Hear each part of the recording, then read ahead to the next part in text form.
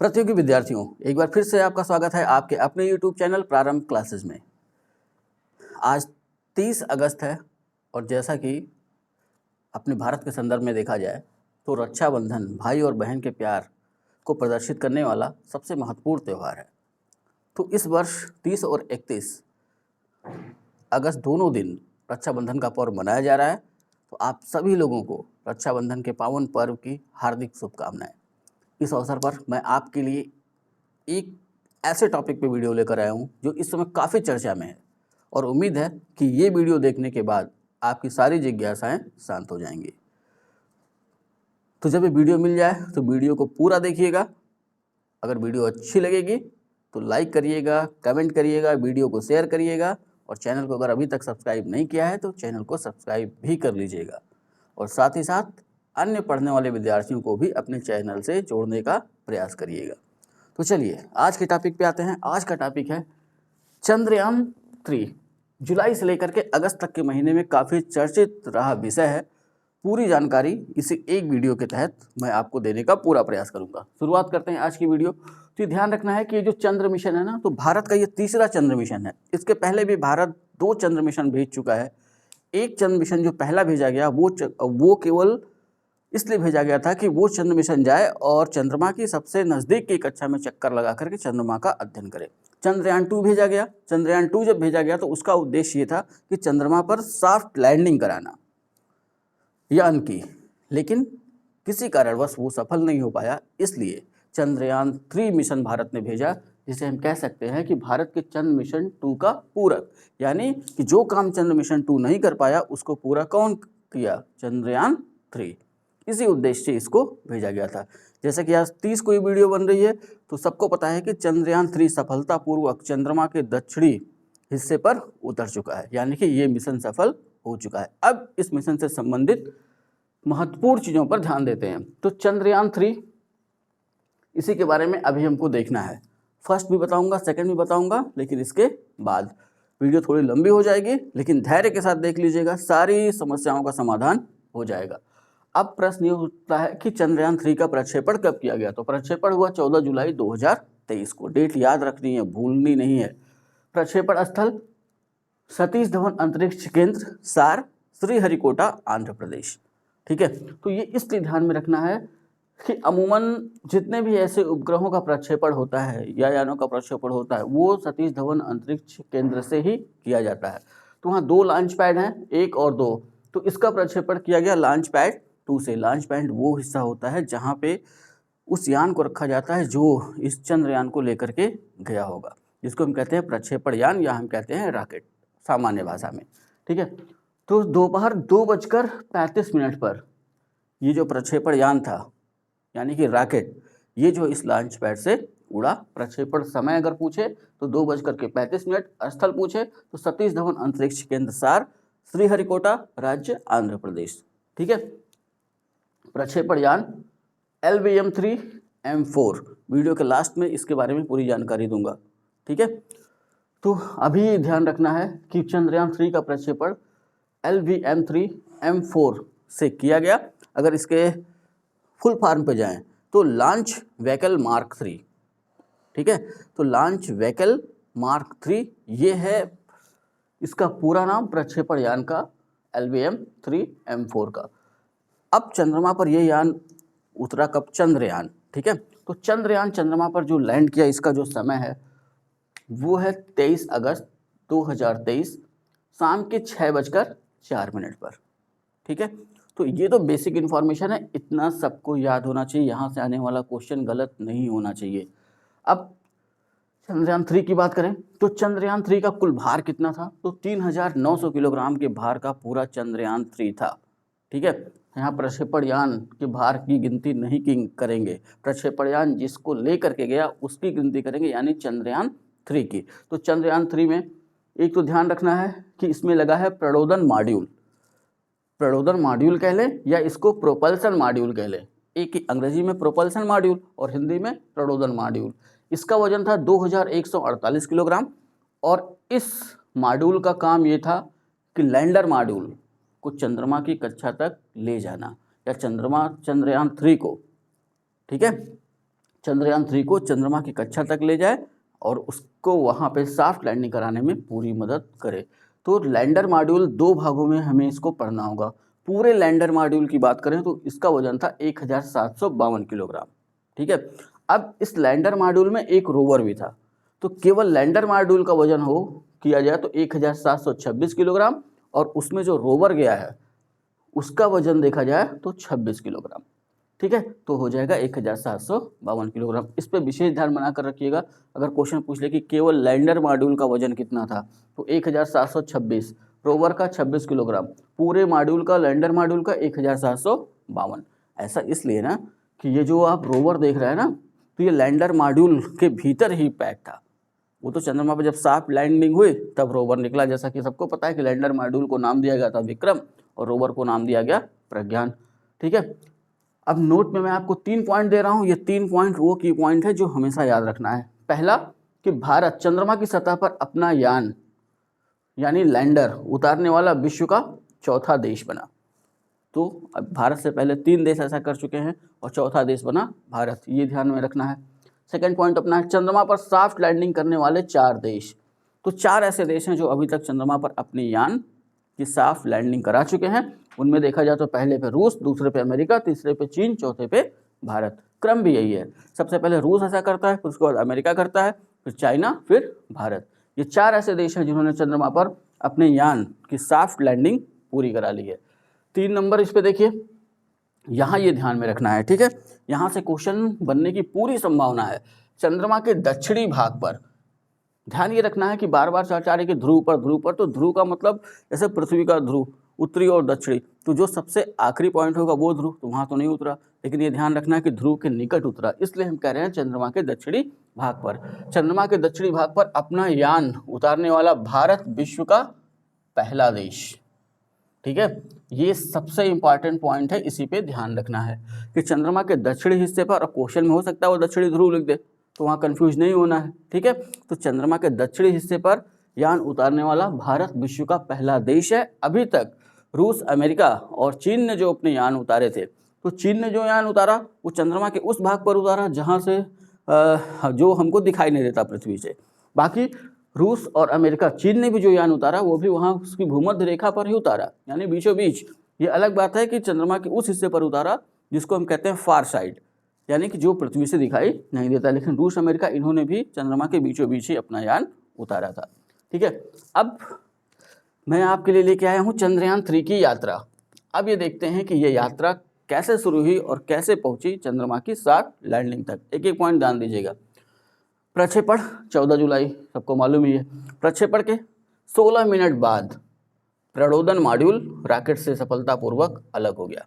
तो इस पॉइंट को ऐसे समझ लेना है कि जो रॉकेट था ना LVM-3M4, तो इसका काम सिर्फ इतना था कि जो प्रणोदन मॉड्यूल है जिसको हमने चंद्रयान 3 कहा है, इसको ले जाना और पृथ्वी की कक्षा में छोड़ देना। तो अब प्रश्न ये उठता है कि प्रक्षेपण यान गया कहाँ? छोड़ दिया, फिर आया कि नहीं आया? तो ऐसे यान के संदर्भ में ध्यान रखना है कि जब ये पृथ्वी की कक्षा में होते हैं तो अगर हम देखें तो इसने निकटतम कक्षा 170 किलोमीटर में जो है इसको छोड़ा। ठीक है, तो जब हम पृथ्वी के वायुमंडल को पढ़ेंगे तो सबसे निचली परत है क्षोभ मंडल, उसके ऊपर है समताप मंडल, उसके ऊपर है मध्य मंडल, उसके ऊपर है आयन मंडल। तो ये जो क्षेत्र है वो अमूमन आयन मंडल में पड़ता है, और आयनों की अधिकता के कारण कोई भी वस्तु अगर पृथ्वी के वायुमंडल में प्रवेश करती है तो घर्षण से वो जल जाती है। तो उसी संदर्भ में यहाँ भी ध्यान रखना है कि ये यान जैसे ही प्रणोदन मॉड्यूल यानी इससे जैसे ही अलग हुआ वैसे ही ये यान पृथ्वी के वातावरण में लगभग नष्ट हो गया। कुछ हिस्से अगर नहीं जल पाते हैं तो पृथ्वी पे कहीं न कहीं छोटे मोटे टुकड़े के रूप में नीचे गिर जाते हैं। ठीक है, यानी इस यान ने अपना काम कर दिया, प्रणोदन मॉड्यूल को ले जा करके पृथ्वी की कक्षा में छोड़ दिया और वहाँ से मॉड्यूल अलग हो गया और रॉकेट अलग हो गया। ठीक है, रॉकेट ने यान को पृथ्वी की निकटतम कक्षा 170 किलोमीटर में छोड़ा। ठीक है, यान पृथ्वी की विभिन्न कक्षाओं में चक्कर लगाते हुए पृथ्वी की सुदूरतम कक्षा 36,500 किलोमीटर में पहुंचा। तो यहाँ ध्यान रख लेना है कि 3600 किलोमीटर पृथ्वी की वो कक्षा है जिसको हम कहते हैं भूस्थैतिक कक्षा। भूस्थैतिक कक्षा इसलिए कि अगर किसी भी उपग्रह को या किसी भी यान को अगर उस जगह पर हम स्थापित कर दें तो जिस गति से पृथ्वी सूर्य की परिक्रमा कर रही है वो उपग्रह भी उसी गति से पृथ्वी की परिक्रमा करेगा, इसलिए वो पृथ्वी से हमको स्थिर दिखाई देता है, इसलिए हम उसको कहते हैं भूस्थैतिक उपग्रह। ठीक है, तो 3600 किलोमीटर वो उसकी कक्षा है, लेकिन यहाँ ध्यान रख लेना है कि इसका काम क्या था, 36,500 किलोमीटर में पहुँचाना। कौन पहुँचाया? प्रणोदन मॉड्यूल। ठीक है, अब आगे देखना है 14 से 31 जुलाई तक चंद्रयान 3 पृथ्वी की विभिन्न कक्षाओं में परिक्रमण करता रहा। तो एक ही लगातार तुरंत पृथ्वी की सबसे ऊपरी कक्षा में नहीं भेजा जा सकता किसी उपग्रह को। ऐसे उपग्रह को जो किसी ग्रह या उपग्रह के लिए बनाया गया, चंद्रमा उपग्रह है पृथ्वी का, तो वहाँ इसको भेजना था। तो यहाँ ये संदर्भ समझना होगा कि पृथ्वी की कक्षा एक कक्षा में है, फिर उसके बाद उसकी कक्षा बदली जाएगी, फिर उसकी कक्षा बदली जाएगी, तब जा कर के वो पृथ्वी की बाहरी कक्षा में पहुँचेगा और उसके बाद जहाँ हमको इसको भेजना है उसको उस तरफ भेजना होगा, जिसको हमको चंद्रमा की तरफ भेजना था, तो फिर वो यान चलेगा चंद्रमा की तरफ। तो ये ध्यान रख लेना है कि 14 से 31 जुलाई तक जो अपना चंद्रयान 3 था, ठीक है, वो पृथ्वी की कक्षा में रहा। ठीक, विभिन्न कक्षाओं में चक्कर लगाता रहा। नेक्स्ट पॉइंट पे आइए, 1 अगस्त को स्लिंगशॉट, ठीक है, के बाद चंद्रयान 3 पृथ्वी की कक्षा को छोड़कर चंद्रमा की कक्षा की ओर बढ़ा। तो स्लिंगशॉट वो प्रक्रिया है कि जब ये जो हमने देखा है प्रणोदन मॉड्यूल, इसमें खुद की एनर्जी उत्पन्न करने के लिए सौर पैनल लगाए जाते हैं, यानी सौर सेल, जिससे ये खुद की अपनी ऊर्जा बना सके। तो यहाँ इसरो से नियंत्रित जब इसको किया गया तो कंडीशन ये थी कि इसको पृथ्वी की कक्षा से चंद्रमा की तरफ भेजना। तो उसके लिए एक प्रेरक का काम करते हैं। प्रेरक का मतलब कि एक तरीके से समझ लीजिए धक्का देना। ठीक है, तो उसी को साइंटिफिक भाषा में कहते हैं स्लिंगशॉट। 1 अगस्त को ये स्लिंगशॉट किया गया और चंद्रयान पृथ्वी की कक्षा को छोड़ करके चंद्रमा की तरफ बढ़ा। अभी चंद्रमा की कक्षा में पहुंचा नहीं है, चंद्रमा की कक्षा की ओर बढ़ा। ठीक है, अगली डेट जो अपने को याद रखनी है वो है 5 अगस्त। ठीक है, 5 अगस्त को चंद्रयान 3 चंद्रमा की कक्षा में पहुंचा। तो ये भी डेट ध्यान रखनी है कि चंद्रयान 3 चंद्रमा की कक्षा में पहुंचा कब, तो चंद्रमा की कक्षा में पहुंचा 5 अगस्त को। ठीक है, 6 अगस्त, 9 अगस्त, 14 अगस्त और 16 अगस्त को चंद्रयान 3 ने चंद्रमा की कक्षा बदली और चंद्रमा के निकट पहुंचा। तो जैसे पृथ्वी में जब इसको चंद्रयान 3 को जब छोड़ा गया तो इसने पृथ्वी की कई कक्षाएं बदलने के बाद पृथ्वी की बाहरी कक्षा में पहुंचा, उसके बाद पृथ्वी की कक्षा से बाहर निकला। वैसे ही चंद्रयान 3 जब चंद्रमा की कक्षा में पहुंचा तो 5 अगस्त को चंद्रमा की सबसे बाहरी कक्षा में पहुंचा और अब यहाँ कहाँ पहुंचना है, चंद्रमा की सबसे नज़दीक की कक्षा में। ठीक है, तो उसके लिए 6 अगस्त, 9 अगस्त, 14 अगस्त और 16 अगस्त को चंद्रयान 3 ने चंद्रमा की कक्षाओं को बदला। ठीक है, 5 अगस्त को पहली कक्षा, 6 अगस्त को दूसरी, 9 को तीसरी, 14 को तीसरी और 16 को 5वीं कक्षा में ये चंद्रयान पहुंचा। यहाँ एक डेट और ध्यान रखनी है, 17 अगस्त। ठीक है, 17 अगस्त को प्रणोदन मॉड्यूल यानी प्रोपल्शन मॉड्यूल सफलतापूर्वक लैंडर से अलग हो गया। तो उस प्रणोदन मॉड्यूल का काम ही इतना था कि चंद्रयान 3 को ले जाना चंद्रमा की उस निकटतम कक्षा तक जहां से चंद्रयान 3 चंद्रमा की सतह पर साफ लैंडिंग कर सके। तो ये प्रणोदन मॉड्यूल ने क्या किया, चंद्रयान 3 यानी इस लैंडर मॉड्यूल को ले जा करके चंद्रमा की सबसे नज़दीक की कक्षा में छोड़ दिया और उससे अलग हो गया। अब यहाँ ध्यान रख लेना है, वो प्रणोदन मॉड्यूल काम करेगा का मतलब इसमें भी कुछ पेलोड का मतलब कि इनके साथ जो उपकरण लगाए जाते हैं किसी भी उद्देश्य, उनको हम कहते हैं पेलोड। तो इसमें प्रणोदन मॉड्यूल में भी कुछ पेलोड लगाए गए हैं। ये चंद्रमा की कक्षा में घूमा करेगा और अभी इसका निर्धारित नहीं है कि ये कितना समय तक वहाँ घूमेगा। ठीक है, जैसे चंद्रयान 2 की बात कर लें तो चंद्रयान 2 का जो प्रणोदन मॉड्यूल था उसमें एक ऑर्बिटर भी गया हुआ था। ऑर्बिटर का मतलब कि जो उस ग्रह या उपग्रह की कक्षा में घूम करके उस ग्रह और उपग्रह का अध्ययन करे, वो अभी भी कार्यरत है। 19 में गया और 2019 में, और अभी भी वो काम कर रहा है और अभी भी वो तस्वीरें भेज रहा है। जैसे चंद्रयान 3 जब पहुंचा उस कक्षा में तो चंद्रयान 2 के ऑर्बिटर ने उसका स्वागत किया हेलो बडी कह के। ठीक है, तो यहाँ ध्यान रखना है कि 17 अगस्त को प्रणोदन मॉड्यूल का काम खत्म हो गया, यानी कि वो चंद्रयान 3 को चंद्रमा की सबसे नज़दीकी कक्षा में उसने छोड़ दिया और उससे अलग हो गया और चंद्रमा की उस कक्षा में घूमने लगा। ठीक है, अब यहाँ ध्यान रखना है कि एक प्रक्रिया उसके बाद होती है डी बूस्टिंग। डी बूस्टिंग वो प्रक्रिया है कि अभी चंद्रमा की दूरी कम तो है नहीं, यहाँ से लाखों किलोमीटर दूर है, तो लाखों किलोमीटर दूर है तो उतनी ही गति से ये चंद्रयान 3 गया होगा। अब इसको उतारना है तो उसकी गति को धीरे धीरे कम किया जाएगा और उसकी गति को कम करने की जो प्रक्रिया है उसी को कहते हैं डी बूस्टिंग। तो 18 अगस्त को चंद्रयान 3 की पहली डी बूस्टिंग की गई, यानी कि उसकी गति को कम किया गया। फिर उसके बाद 19-20 अगस्त की मध्य रात्रि को दूसरी डी बूस्टिंग की गई। ठीक है, यानी कि 19-20 अगस्त की मध्य रात्रि को इसकी स्पीड को और कम कर दिया गया। ठीक,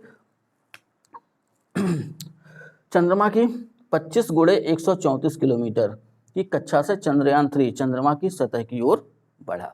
तो चंद्रमा की जो सबसे आखिरी कक्षा मानी जाती है वो है 30 गुणे 100 की। 30 गुणे 100 हम इसलिए कहते हैं कि चंद्रमा की ये कक्षा एकदम गोल नहीं है, वो इस तरीके से है, परवलयाकार।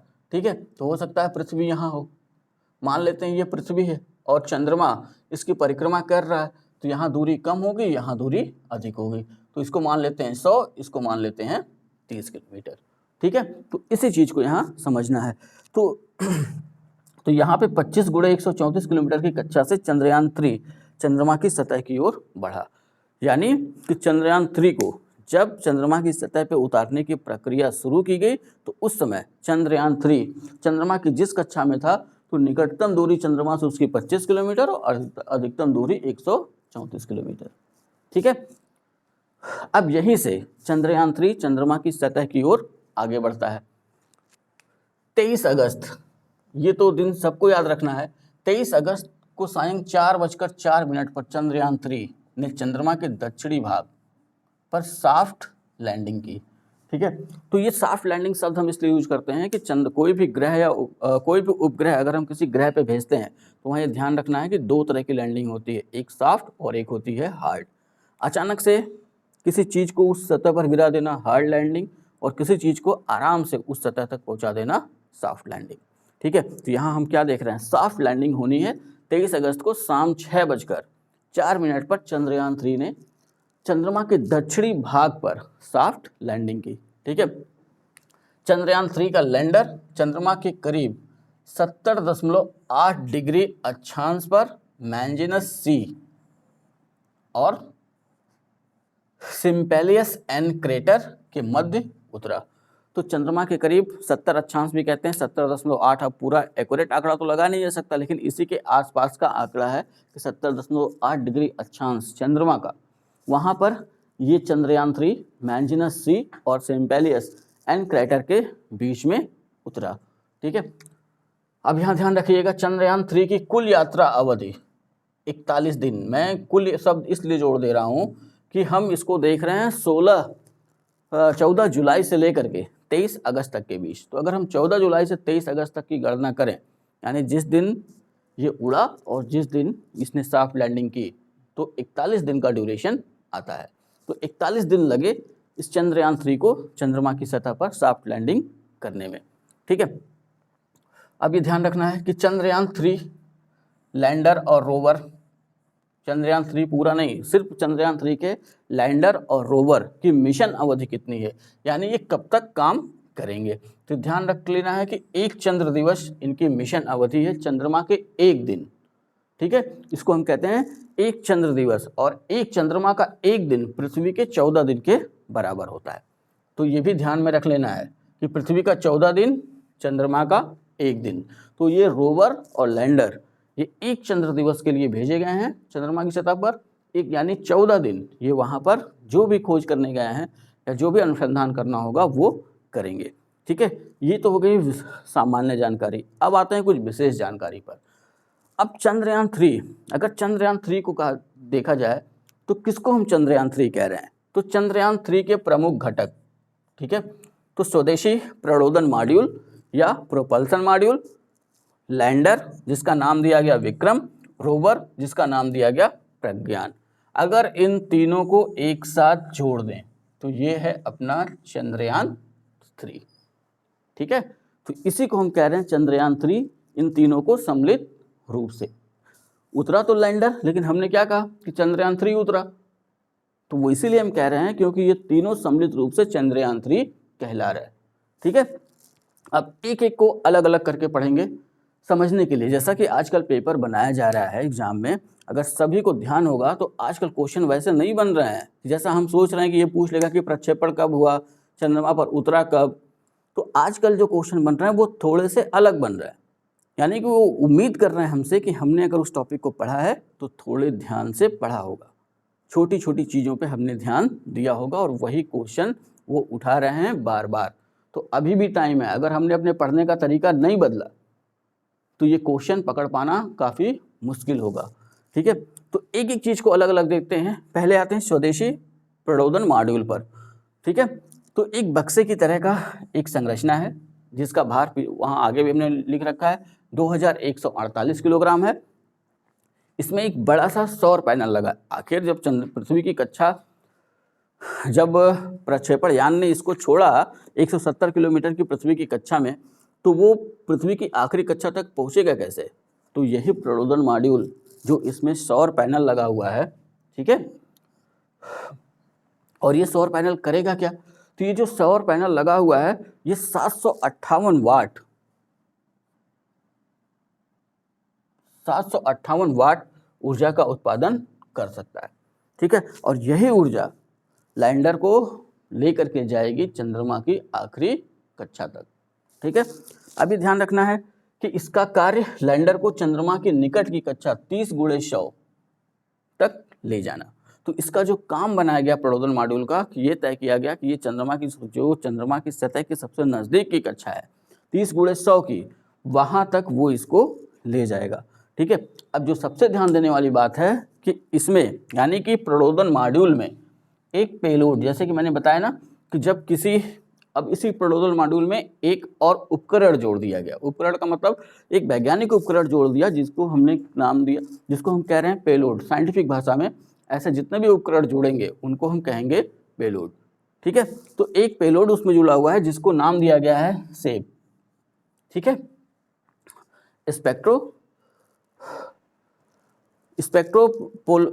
पोलराइमेट्री ऑफ हैबिटल प्लैनेट अर्थ। ठीक है, वो इसके साथ जुड़ा हुआ है। अब ये काम क्या करेगा? जो चंद्रमा की कक्षा से पृथ्वी का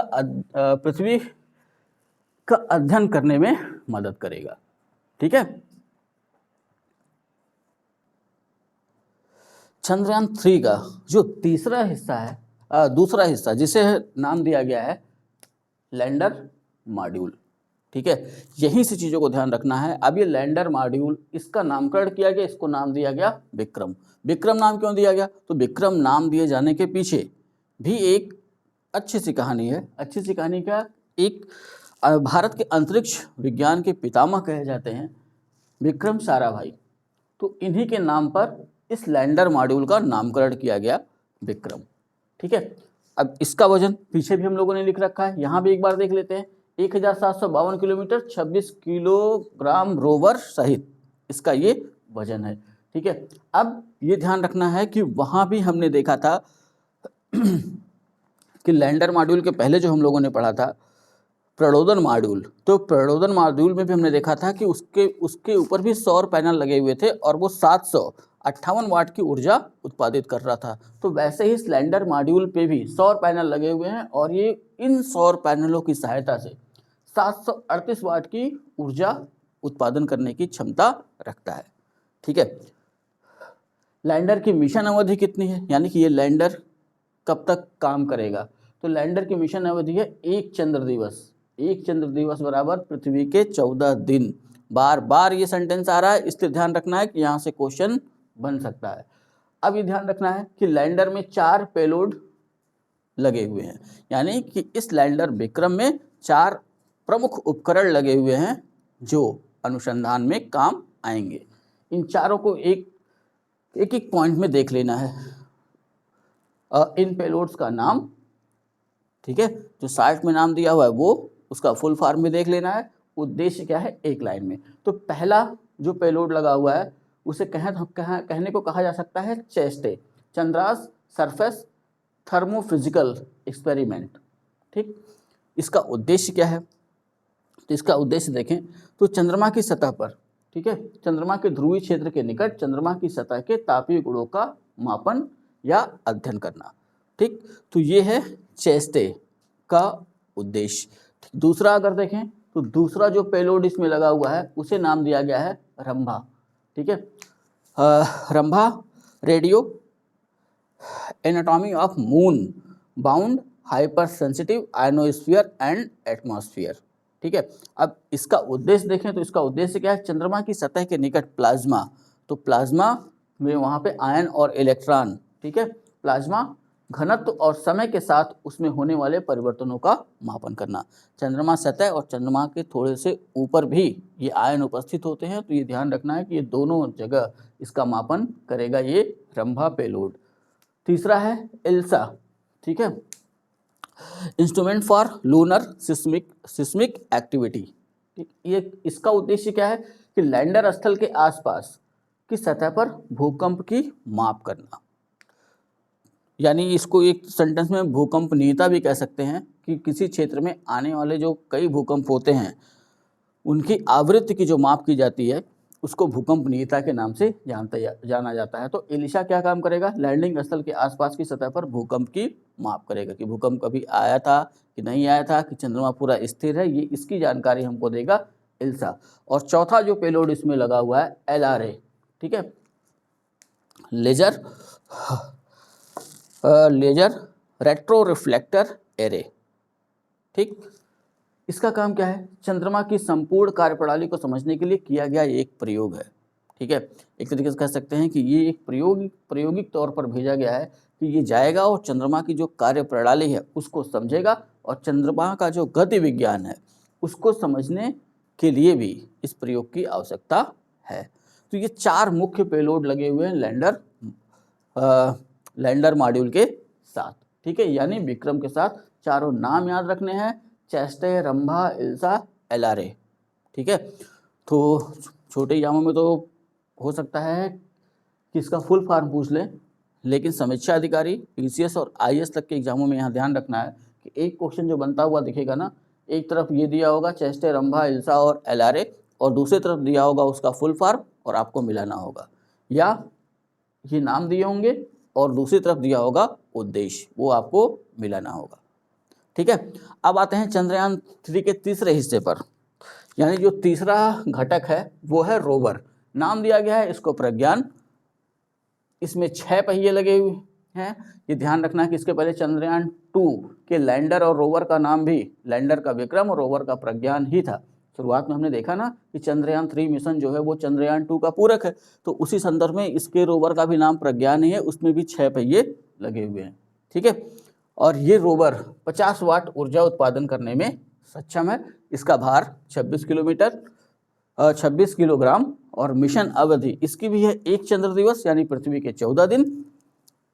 रोवर में भी 2 पेलोड लगे हैं, यानी कि 2 उपकरण रोवर में भी लगाए गए हैं। एक है एपेक्स और एक है लिप्स। ठीक है, तो पहले को देखें तो अल्फा पार्टिकल एक्सरे स्पेक्ट्रोमीटर और दूसरा है लेजर इंड्यूस्ड ब्रेकडाउन स्पेक्ट्रोस्कोपी। ठीक है, इन दोनों का काम एक ही है। काम क्या है या उद्देश्य क्या है? चंद्रमा की सतह पर चंद्रमा की रासायनिक और खनिज संरचना का गुणात्मक एवं मात्रात्मक विश्लेषण करना एवं चंद्रमा की सतह पर विद्यमान मूल तत्वों जैसे Mg magnesium, Al aluminium, Si silica, K potassium, Ca calcium, Ti titanium, Fe Ferium आदि का पता लगाना। ठीक है, तो ये हो गया चंद्रयान 3 के 3 घटक जो हमने इसके पहले लिख रखे थे। स्वदेशी प्रणोदन मॉड्यूल, दूसरा लैंडर मॉड्यूल और तीसरा रोवर का वर्गीकरण। ठीक है, अब चंद्रयान 3 से जुड़ी हुई कुछ अन्य चीज़ों को देख लेते हैं। अब ये चंद्रयान 3 की आवश्यकता क्या है भारत को, क्यों हमने ये चंद्रयान 3 लॉन्च किया? ठीक है, इसकी आवश्यकता क्यों पड़ी, इसका उद्देश्य क्या है और कोई अवसर इससे हमको मिल रहा है कि नहीं, या ये चंद्रयान 3 कोई उपाय कर रहा है कि नहीं अंतरिक्ष में जाकर के। तो इसको हमने 3 भागों में बांट दिया है, वो यहाँ पे आपको देख लेना है कि चंद्रयान 3 की आवश्यकता क्यों पड़ी। तो चंद्रमा पर जल, हीलियम आदि की उपलब्धता का पता लगाना, ठीक है। दूसरा, बिग बैंग थ्योरी को समझने में। ये तो हो गई इसकी आवश्यकता कि भारत भी चाहता है कि विश्व के अन्य देश जैसे कि इसके पहले रूस, अमेरिका और चाइना के ही तरह भारत भी चंद्रमा पर जल, हीलियम आदि की उपलब्धता का पता लगाए, जिससे कि पता चल सके कि चंद्रमा पर जीवन है या नहीं। दूसरा, बिग बैंग थ्योरी को समझने में। बिग बैंग थ्योरी वो थ्योरी है जिससे माना जाता है कि पूरे ब्रह्मांड का निर्माण हुआ, इन तारों का निर्माण हुआ। इन तारों के साथ साथ हमेशा ये ध्यान रखिएगा कि जो तारा है ना, तो सूर्य भी एक तारा है, तो सूर्य की तरह ही ये सारे तारे हैं, उतने ही चमकीले हैं, लेकिन हमसे बहुत दूर हैं, इसलिए हमको टिमटिमाते हुए नजर आते हैं। सूर्य सबसे निकटतम तारा है हमारा दिन के समय, ठीक है। अब यहाँ ध्यान रख लेना है, बिग बैंग थ्योरी इसलिए कहा जा रहा है कि माना ये गया कि बिग बैंग थ्योरी से ही इन्हीं तारों का, इन तारों के ग्रहों का और उन ग्रहों के उपग्रहों का निर्माण हुआ। तो अगर ऐसा है तो जो तत्व पृथ्वी में है वही तत्व इसमें भी होने चाहिए, ठीक है, क्योंकि उसी से तो निर्माण हो रहा है। और अगर ऐसा सिद्ध होता है तो ऐसा माना जाएगा कि सूरज में भी वही तत्व है, ठीक। तो ये बिग बैंग थ्योरी ग्रहों के निर्माण, ग्रहों और उपग्रहों के निर्माण और तारों के निर्माण से संबंधित थ्योरी है, ठीक है। कभी जब ज्योग्राफी में हम पहुंचेंगे तो वहाँ देखेंगे, जब हम पढ़ेंगे अंतरिक्ष विज्ञान, ठीक है। अब इसका उद्देश्य क्या है चंद्रयान 3 का? तो उद्देश्य अगर देखा जाए तो भारत के संदर्भ में 3 उद्देश्य हैं। पहला, चंद्रमा पर सॉफ्ट लैंडिंग करना, जिससे कि हमें बता सकें अन्य देशों को कि हमारे पास भी वो क्षमता है कि हम भी अपने अपने यान को या अपने रोवर को, अपने लैंडर को चंद्रमा की सतह पर आसानी से उतार सकते हैं, यानी कि हम भी टेक्नोलॉजी से परिपूर्ण हैं। दूसरा, रोवर को चंद्रमा की सतह पर घूमते हुए प्रदर्शित करना। भारत ये दिखाना चाहता है अन्य देशों को कि हमारे पास भी वो क्षमता है कि हम लैंडर भी उतार सकते हैं और लैंडर से रोवर भी निकाल सकते हैं और रोवर घूम करके चंद्रमा की सतह का अन्वेषण भी कर सकता है। ये भी भारत को दिखाना था। तीसरा, वैज्ञानिक प्रयोगों का संचालन। तो वहाँ जब ये रोवर उतरेगा या जब बाहर निकलेगा और लैंडर जब वहाँ उतरेगा तो जाहिर सी बात है वो वैज्ञानिक जो भी चीज़ें हैं, जो अनुसंधान होंगे उनका खोज करेगा। जैसे ये 4 पेलोड जो हमने लैंडर मॉड्यूल में देखे, 2 पेलोड जो हमने रोवर मॉड्यूल में देखे, इनका काम क्या है? अन्वेषण करना वैज्ञानिक दृष्टिकोण से। तो भारत अपने अन्य देशों के साथ प्रतिस्पर्धा के तौर पर ये बताना चाहता है कि भारत टेक्नोलॉजी के मामले में इतना पीछे नहीं है। यही रीजन है कि भारत ने चुना चंद्रमा का वो हिस्सा जहाँ पे अभी तक किसी भी देश ने अपना कोई भी यान नहीं उतारा था। तो भारत ने क्या चुना? भारत ने चंद्रमा का दक्षिणी हिस्सा चुना, यानी कि भारत अगर दक्षिणी हिस्से पे यान उतार सकता है तो भारत ये सिद्ध कर सकता है कि हम विश्व में अन्य देशों से टेक्नोलॉजी के मामले में पीछे नहीं है, ठीक है। नेक्स्ट अगला देखें तो चंद्रयान 3 से जुड़े हुए कुछ प्रमुख व्यक्तियों के नाम हम देख लेते हैं। यहाँ एक छूट रहा है कि अवसर एवं उपाय, कि अवसर एवं उपाय चंद्रयान 3 में कौन से अवसर हमको मिल रहे हैं, क्या उपाय ये कर रहा है। तो उपाय के मामले में ये ध्यान रखना है कि अंतरिक्ष मलबों का ये निपटान करेगा, ठीक है। उसके बारे में हमको बताएगा। स्पेस फॉर वुमेन जैसी पहलों का प्रारंभ करेगा। स्पेस फॉर वुमेन का मतलब कि अंतरिक्ष विज्ञान में महिलाओं को जोड़ना, और अंतरिक्ष मलबों का मतलब कि जो ये हम सैटेलाइट छोड़ते हैं ना, कृत्रिम सैटेलाइट, तो ये पृथ्वी पे वापस तो आ नहीं पाते हैं। अगर चंद्रमा के पास छोड़ दिया तो चंद्रमा की कक्षा में घूम रहा है, पृथ्वी के ऊपर छोड़ दिया तो पृथ्वी की कक्षा में घूम रहा है। ऐसे ही जिस ग्रह के लिए छोड़ा जाता है वहाँ घूम रहा है। अंतरिक्ष में अंतरिक्ष स्टेशन है ही है, तो वहाँ भी उपग्रह छोड़े जाते हैं। तो ये सारे उपग्रह जब निष्क्रिय हो जाते हैं तो पृथ्वी पर तो लाया नहीं जा सकता है। साथ ही साथ ये जो यान जाते हैं, प्रक्षेपण यान, इनके टुकड़े वहाँ अंतरिक्ष में जो है विचरण किया करते हैं। तो इन कचरों की बात हो रही है, ठीक है। तो उनका निपटान कैसे किया जाए, ये उपाय सोचने का या लोगों को बताने का चंद्रयान 3 काम कर सकता है, ठीक। अब देखते हैं चंद्रयान 3 से जुड़े हुए प्रमुख व्यक्ति। तो चंद्रयान 3 से जुड़े हुए प्रमुख व्यक्तियों में अगर हम देखें तो इसरो प्रमुख कौन है इस समय? एस सोमनाथ। मिशन डायरेक्टर कौन रहे, यानी चंद्रयान 3 के mission director S Mohan Kumar. Chandrayaan 3 के प्रोजेक्ट डायरेक्टर को निदेशक भी लिख सकता है वो, ठीक है, V Veera Muthuvel. Deputy project director Kalpana K. Landing की जिम्मेदारी किसको दी गई? ऋतु करिघाल को। तो इनका नाम इसलिए ध्यान रखना है कि ये लखनऊ की रहने वाली हैं और उत्तर प्रदेश से संबंध है, इसलिए ये ध्यान में इनको रखना होगा, ऋतु करिघाल को, ठीक है। तो 2 और इसरो के ही संगठन है, एक विक्रम साराभाई स्पेस सेंटर के डायरेक्टर एस उन्नीकृष्णन नायर और श्रीहरिकोटा सार के डायरेक्टर ए राजा राजन। ये इतने व्यक्ति हैं जिन्होंने इसमें प्रमुख भूमिका निभाई। वैसे कई वैज्ञानिक इसमें शामिल थे, जिनमें से 54 प्रमुख थे, और इसके अलावा भी एक समूह था जिसने इस चंद्रयान-3 के प्रक्षेपण और चंद्रमा पर सतह लैंडिंग को आकार दिया। ठीक है, तो इतनी चीज़ें हुई चंद्रयान-3 से। अब चंद्रयान-3 के बाद, अब जैसा कि मैंने शुरुआत में ही कहा था, प्रक्षेपण यान LV-M3 M4 के बारे में भी देख लेंगे। ठीक है, तो ये ध्यान रखना है। पहले इसकी विशेषता देख लेते हैं। भारत का सबसे बड़ा एवं सबसे भारी प्रक्षेपण यान यानी रॉकेट है। उपनाम इसको 2 दिए गए हैं, एक बाहुबली और एक फैट बॉय। एक साथ कई उपग्रहों को ले जाने में ये सक्षम है। ठीक, उपग्रहों को पृथ्वी की विभिन्न कक्षाओं में स्थापित करने एवं अंतर्ग्रही मिशनों को कार्यान्वित करने में सक्षम। तो कोई भी उपग्रह पृथ्वी की किसी भी कक्षा में स्थापित कर सकता है। अंतर्ग्रही मिशनों का मतलब कि अभी मंगलयान भारत ने 2015 में 14-15 में जब भारत ने जो है, ये डेट थोड़ी सी गड़बड़ हो रही है, बाद में बता दूंगा। ठीक है, मंगलयान जब भेजा गया तो उसके लिए भी इसी रॉकेट का प्रयोग किया गया था, लेकिन तब इसको हम कहते थे GSLV। ठीक है, GSLV Mark 3 या MK3। तो अन्य ग्रहों के जो मिशन है उनको भी ये ले जाने में सक्षम है। ऊंचाई इसकी 43.5 मीटर, भार इसका 642 टन। 3 चरण प्रणोदन रॉकेट है, यानी कि इसमें 3 तरह के ईंधन का प्रयोग किया जाता है। जैसे ही इस यान को ऊपर ले जाना होगा रॉकेट को, वैसे ही जो पहला ईंधन होगा वो ठोस होगा। जब ये पृथ्वी की पहली कक्षा से दूसरी कक्षा में पहुंच जाएगा तो तरल ईंधन काम करेगा। फिर उसके बाद क्रायोजेनिक। ठीक है, क्रायोजेनिक क्या है? पृथ्वी के वायुमंडल से ऑक्सीजन लेकर के जो ईंधन बनाएगा वो क्रायोजेनिक। इसका पूर्व नाम GSLV geo synchronous satellite launch vehicle mark 3। ठीक है, तो ये एक शार्ट जानकारी है LV-M3 M4 की। तो यहाँ जो ध्यान में रखना है वो इसको ध्यान में रखिएगा, इसको ध्यान में रखिएगा। ठीक है, यहाँ ये ध्यान रख लेना है इसका पूर्व नाम।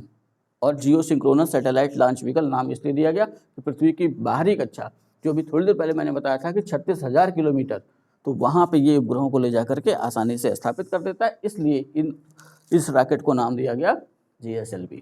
ठीक है, और जो ध्रुवों पर ले जाते थे उनको PSLV कहा जाता था, पोलर सैटेलाइट लॉन्च व्हीकल। ठीक, आप लोग को घबराने की जरूरत नहीं है। इस चंद्रयान-3 के बाद एक वीडियो मैं और दूंगा आपको, जिसमें भारत के अंतरिक्ष मिशन के बारे में बताऊंगा। ठीक है, तो चंद्रयान तो हो ही गया है, तो इसकी थोड़ी सी जानकारी। बाकी मंगल मिशन आगे चल के, अभी आदित्य L1 भारत प्रक्षेपित करने ही जा रहा है 2 तारीख को, उसके बारे में, और आगे गगनयान मिशन के बारे में भी देखेंगे। ठीक है, तो ये सारी जानकारी मैं दूंगा थोड़ी सी विस्तृत में।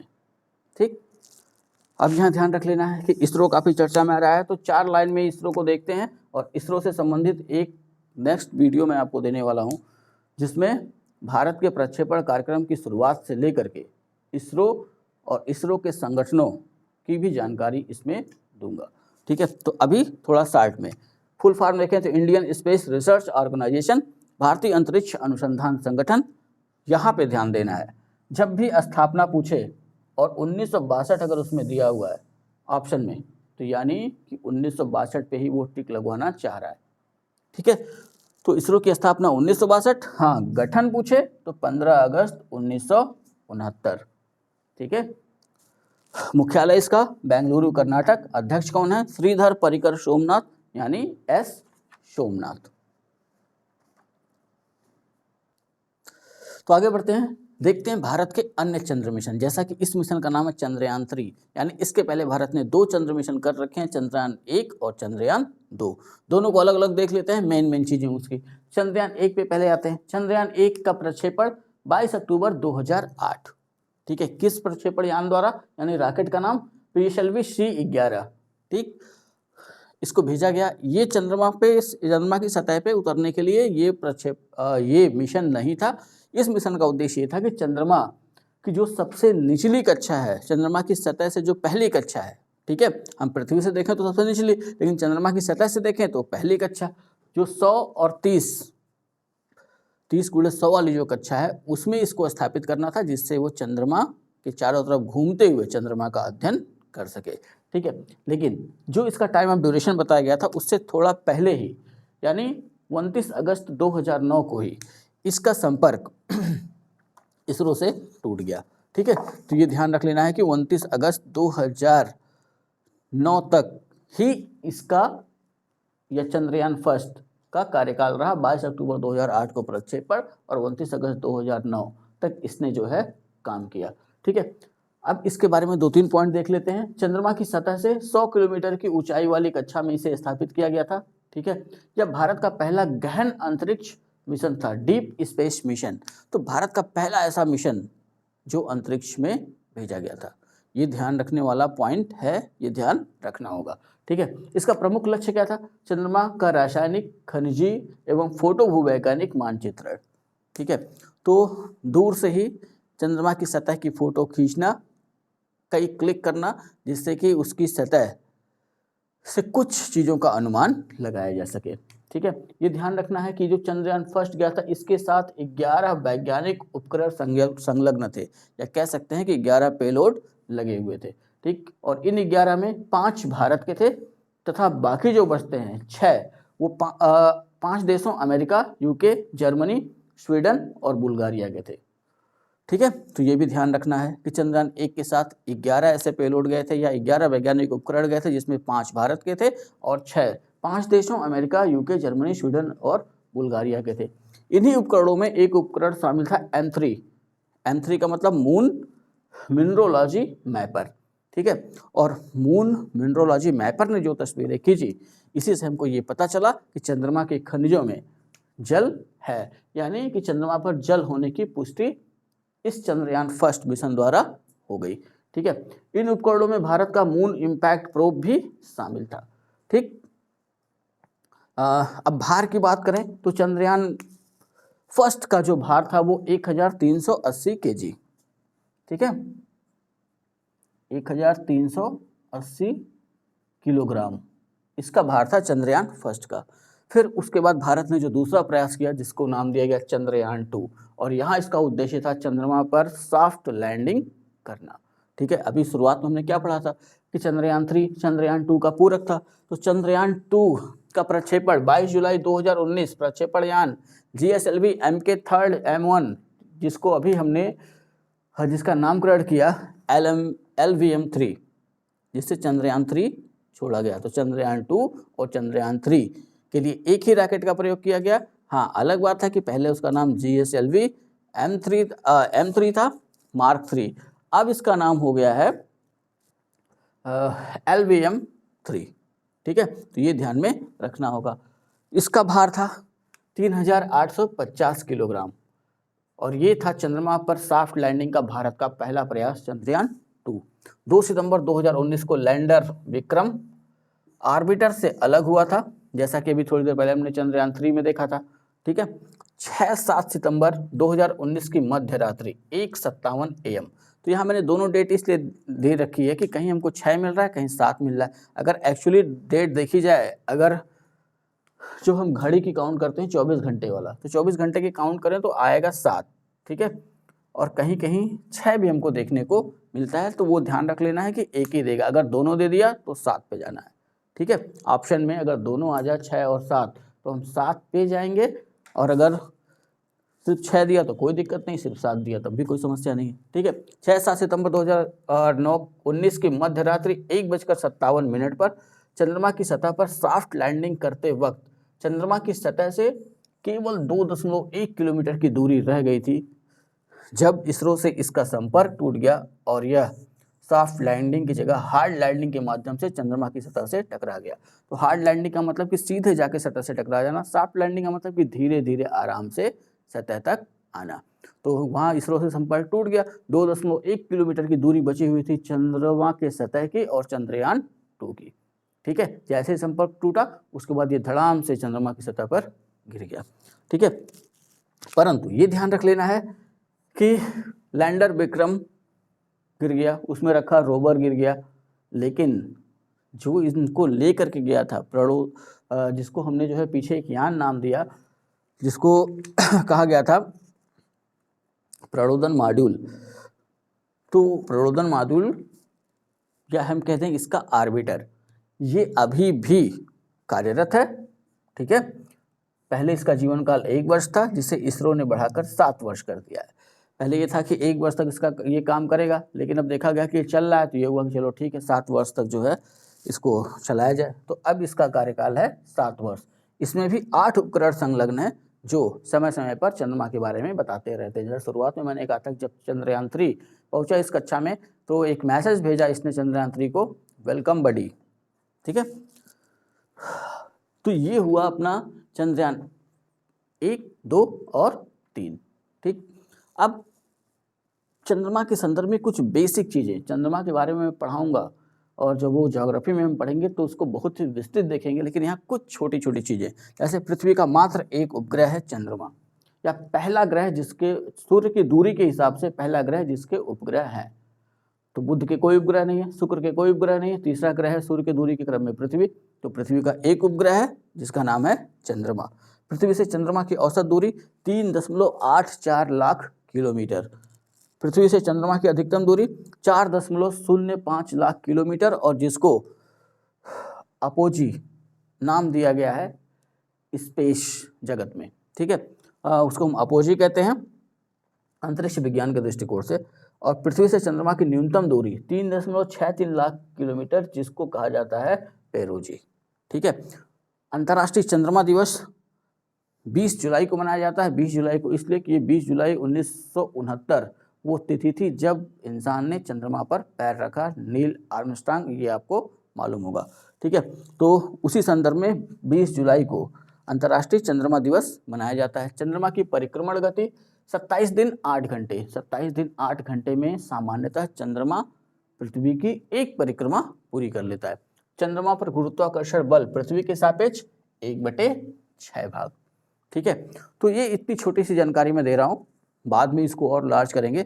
अभी मैं बता दूं कि अभी एक वीडियो मैं भारतीय अंतरिक्ष और विश्व के चंद्र मिशन पर बनाऊंगा, अगले ही हफ्ते वो उपलब्ध कराऊंगा। पहले इतना आप तैयार करेंगे, उसके बाद अगले हफ्ते मैं इसको उपलब्ध करा दूंगा। अब इसी से करंट का मुद्दा जोड़ते हैं। जब ये चंद्रयान 3 लॉन्च हुआ तो प्रधानमंत्री जी भारत में नहीं थे, वो उस समय थे साउथ अफ्रीका में। ठीक है, अब यहाँ ध्यान रखना है कि 26 अगस्त 2023 को प्रधानमंत्री जी जैसे ही भारत आते हैं तो सीधे वो पहुंचते हैं भारत आने के बाद इसरो के मुख्यालय। हाँ, यहाँ ये ध्यान रखिएगा कि आए कहाँ से। ठीक है, वो इसलिए क्योंकि हमें याद होगा कि ब्रिक्स की बैठक में भाग लेने गए थे, तो ऐसा ना हो कि हम दक्षिण अफ्रीका लगा दें। यहाँ ध्यान रखना है ग्रीस की राजधानी एथेंस से सीधे प्रधानमंत्री जी इसरो मुख्यालय पहुंचे। इसरो का मुख्यालय कहाँ पे, पीछे हम लोगों ने देख ही रखा, इसरो का मुख्यालय बेंगलुरु। वहाँ वैज्ञानिकों को संबोधित करते हुए प्रधानमंत्री जी ने 3 घोषणाएं की। उन 3 घोषणाओं पर पूरा ध्यान बनाकर रखना है। पहली घोषणा है कि 23 अगस्त को नेशनल स्पेस डे यानी राष्ट्रीय अंतरिक्ष दिवस के रूप में मनाया जाएगा। दूसरी घोषणा थी चंद्रयान 3 का लैंडर विक्रम जिस जगह पर चंद्रमा पर उतरा उस जगह का एक नामकरण किया गया, उसे नाम दिया गया शिव शक्ति पॉइंट। और तीसरा, चंद्रयान 2 ने 2019 में जहां सॉफ्ट लैंडिंग की जगह जहां हार्ड लैंडिंग की, यानी कि जब उसका इसरो से संपर्क टूटा और जहां वो चंद्रमा से टकराया उस जगह को नाम दिया गया तिरंगा पॉइंट। ये 3 चीजें ध्यान में रखनी है करंट के साथ जोड़ के। ठीक है, तो ये रहा अपना चंद्रयान 3 के ऊपर एक डायनेमिक वीडियो। पूरा देखिएगा, पूरा देखने के बाद मुझे नहीं लगता कि चंद्रयान 3 से जुड़ा हुआ कोई क्वेश्चन आपसे छूट जाएगा। ठीक है, और कुछ समय बाद यानी एक आध हफ्ते में मैं आपको विश्व के चंद्रयान और भारत के अंतरिक्ष कार्यक्रम से संबंधित एक और डायनेमिक वीडियो दूंगा जिसमें सारी जानकारी संलग्न होगी। एक बार फिर से आप सभी को रक्षाबंधन की हार्दिक शुभकामनाएं।